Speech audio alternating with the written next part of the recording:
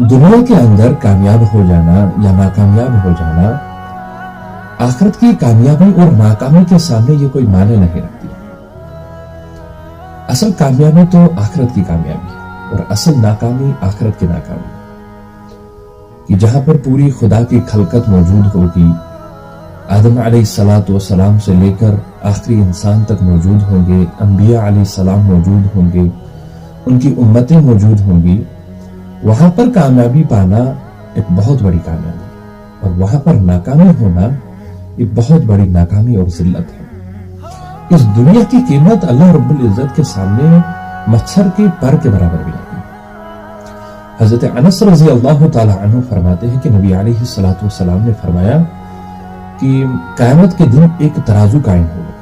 اور اس ترازو پر ایک مقرر فرشتہ ہوگا، اور ہر شخص کو اس ترازو کے درمیان رکھا جائے گا، اور جس کے نیک اعمال زیادہ ہوں گے تو وہ فرشتہ بلند آواز کے ساتھ پکارے گا، جس کو خدا کی پوری مخلوق سنے کہ فلاں شخص ہمیشہ کے لیے کامیاب ہو گیا، اب کبھی یہ ناکامیاب نہیں ہوگا۔ اور جس کے نیک اعمال کم ہوں گے تو وہ فرشتہ بلند آواز کے ساتھ کہے گا کہ فلاں شخص ہمیشہ کے لیے ناکامیاب ہوگا، اب اس کے بعد یہ کبھی کامیاب نہیں ہوگا۔